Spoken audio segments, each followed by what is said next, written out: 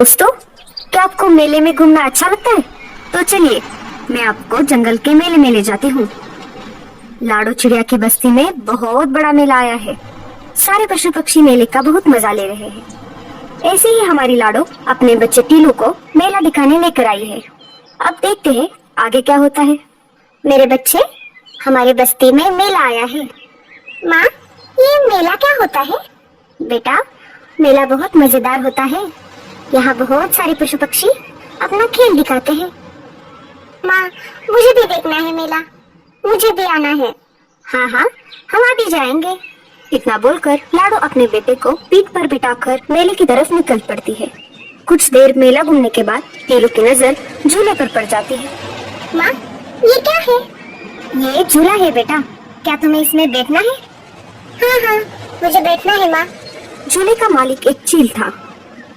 आइए आइए, झूले में आसमान की सैर कीजिए। एक चक्कर के लिए सिर्फ एक बेरी। आइए आइए। चील भैया, मेरे बेटे को झूले में बिठाइए ना। हाँ हाँ, क्यों नहीं, लाओ एक बेरी। मेरे पास तो बेरी नहीं है, और बेरी का पेड़ तो ऊंचे बर्फीले पहाड़ों पर है। मैं उतना ऊपर तो नहीं उड़ सकती। चील भैया प्लीज बैठने दीजिए ना मेरे बेटे को। नहीं नहीं, अगर बेरी नहीं तो जाओ यहाँ से। चील की बात सुनकर टीलू रोने लगता है। माँ, मुझे झूले पे बैठना है माँ, प्लीज माँ। लाडो निराश हो जाती है। तभी वहाँ पर पारो चिड़िया अपने बच्चे को लेकर आ जाती है। ओ चील भैया, मेरे बेटे को झूले पे बिठाओ। हाँ हाँ, क्यों नहीं, लाओ एक बेरी। ये लो। पारो के पास से एक बेरी लेकर चील पारो के बेटे को झूले में बिठा देता है। ये सब देखकर लाडो और भी ज्यादा मायूस हो जाती है। पारो चिड़िया के पास बहुत सारी बेरियां थी। लाडो पारो से कहती है, अरे बहन, क्या तुम मुझे एक बेरी उधार दे सकती हो? इसके बदले में मैं तुम्हें अनाज दूंगी। बड़ी आई मुझे अनाज देने वाली। चल जा यहाँ से। दे दो ना बहन, मेरा टीलू झूले में बैठने की जिद कर रहा है। दे दो ना प्लीज। मैं नहीं दूंगी। मुझे ये बेरिया मेरे दोस्त ईगल ने लाके दी है। अगर तुम्हें अपने बेटे की जिद पूरी करनी है तो उड़कर जाओ पहाड़ों के बर्फीले टीले पर और तोड़ कर लाओ बहुत सारी बेरिया। लाडो नाराज हो जाती है और टीलू को लेकर घर वापस आ जाती है। टीलू का रोना बंद ही नहीं हो रहा था। माँ, मुझे झूले में बैठना है, तुम जाओ ना, बेरी लेकर आओ ना माँ। टीलू, बेरी का पेड़ बहुत ऊपर है, मैं वहाँ तक नहीं उड़ सकती बेटा, मुझे माफ कर दो।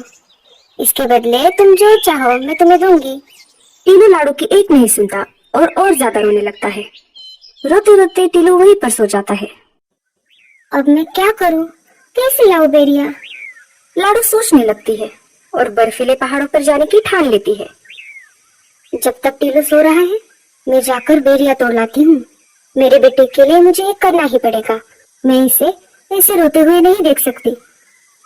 लाडो चुपके से घोंसले से बाहर आ जाती है और बाहर से दरवाजा बंद कर लेती है।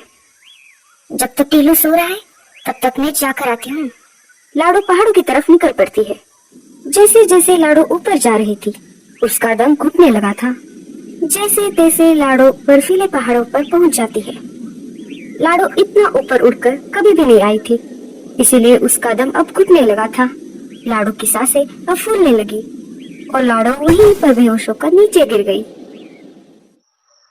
कालू कौवा लाडो से मिलने लाडो के घोंसले के पास आ जाता है और घर का दरवाजा बाहर से बंद देखता है। अरे, ये दरवाजा तो बाहर से बंद दिख रहा है।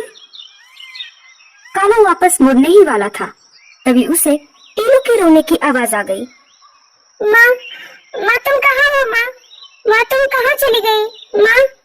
अरे, ये तो टीलू की आवाज लग रही है, मुझे अंदर चलकर देखना होगा। कालू दरवाजा खोलकर अंदर चला जाता है। देखता है तो लाडो अंदर नहीं होती। वो अनाज लेने मेरे साथ आने वाली थी। शाम हो गई, अभी तक नहीं आई, इसलिए मैं चला आया। कालू मामा, पता नहीं माँ कहाँ चली गई। हमारे जंगल में मेला आया है ना, आज माँ मुझे वहाँ पर लेकर गई थी, लेकिन मैंने वहाँ पर झूले में बैठने की जिद की, लेकिन झूले का मालिक एक चक्कर के बदले एक बेरी मांग रहा था। माँ के पास तो बेरी नहीं थी।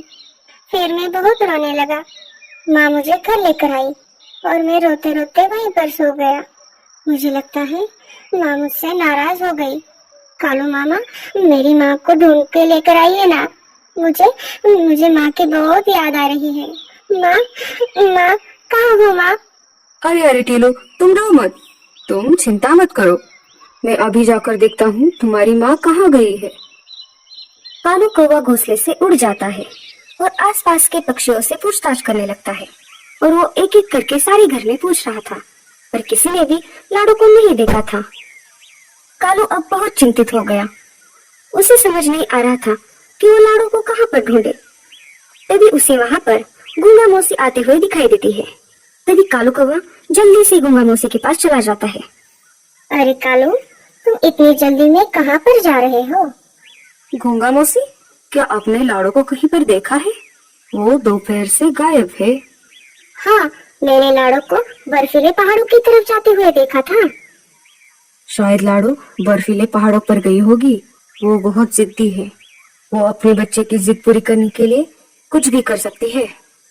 शायद लाडो मुसीबत में होगी, मुझे जल्दी से वहां पर जाना होगा।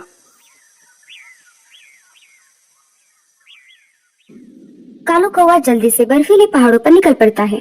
जैसे ही कालू कौवा बर्फीले पहाड़ पर पहुंच जाता है, वो लाडो को आवाज लगाता है, लेकिन लाडो उसे कहीं पर नहीं दिखाई देती। लाडो, लाडो, लाडो। अचानक कालू कौवे को लाडो जमीन पर पड़ी दिखाई देती है। कालू कौवा जल्दी से लाडो के पास चला जाता है। अरे लाडो, उठ जाओ। लाडो, अरे लाडो, अरे बाप रे, ये क्या हो गया? लाडो को इतने ऊपर नहीं आना चाहिए था। शायद दम घुटने की वजह से ये बेहोश हो गई है। मुझे जल्द से जल्द एम्बुलेंस को बुलाना पड़ेगा और लाडो को उल्लू डॉक्टर के पास ले जाना पड़ेगा। कालू कौवा डॉक्टर चाचा के पास चला जाता है। डॉक्टर चाचा, आप जल्दी से एम्बुलेंस का इंतजाम कीजिए। लाडो बर्फीले पहाड़ों पर बेहोश पड़ी है। हाँ हाँ, तुम आगे चलो, मैं एम्बुलेंस लेकर तुम्हारे पीछे आ जाता हूँ। कालू आगे आगे उड़ रहा था और एम्बुलेंस पीछे पीछे आ रही थी। कालू लाडो के पास पहुँच जाता है। डॉक्टर चाचा लाडो की जांच करते हैं। कालू, लाडो चिड़िया तो सिर्फ बेहोश है, इसकी सांसें अभी भी चल रही है। जल्द से जल्द हमें इसे हॉस्पिटल में भर्ती करना होगा। एम्बुलेंस लाडो को लेकर अस्पताल की तरफ निकल पड़ती है। डॉक्टर चाचा लाडो को कुछ दवाई पिला देते हैं। थोड़ी देर बाद लाडो चिड़िया होश में आ जाती है। लाडो, तुम बहुत जिद्दी हो, आखिर तुम तुम्हारे बेटे के लिए कुछ भी कर सकती हो। अरे कालू, माँ तो आखिर माँ होती है। कालू लाडो को लेकर घर वापस आ जाता है। ये सब उस चील की वजह से हुआ है। मैं देखता हूँ वो टीलू को झूले में कैसे नहीं बिठाएगा। टीलू, चलो मेरे साथ। कालू टीलू को लेकर मेले की तरफ निकल पड़ता है। कालू मामा, आप मुझे मेले में क्यों लेकर जा रहे हो? टीलू बेटा, तुम्हारे लिए एक सरप्राइज है। कालू टीलू को लेकर मेले में आ जाता है। चील भैया, मेरे भांजे को झूले में बिठाओ। हाँ हाँ, क्यों नहीं, लाओ एक बेरी। चील कालू से बेरी लेता है और टीलू को झूले में बिठाता है। तब तक लाडो वहाँ पर आ जाती है। टीलू को झूले में बैठता हुआ देखकर लाडो बहुत ज्यादा खुश हो जाती है। लाडो कालू के पास चली जाती है। कालू भैया, ये कैसे हो गया? अरे लाडो, ये कितना आसान था। जब मैंने तुम्हें एम्बुलेंस में बिठाया, वापस आते समय मैंने 4-5 बेरियां तोड़ ली। मुझे तुम्हारे चेहरे पे खुशी देखनी थी। कालू भैया, आपका बहुत ज्यादा शुक्रिया। आपने मेरे टीलू बेटे के लिए इतना कुछ किया और मेरी जान भी बचाई। हाँ हाँ, बस कर पगली, अब रुलाएगी क्या? हमें इस कहानी से ये सीख मिलती है कि माँ अपने बच्चों के लिए कुछ भी कर सकती है, तो इसलिए हमें अपनी माँ का ख्याल रखना चाहिए। और माँ तो आखिर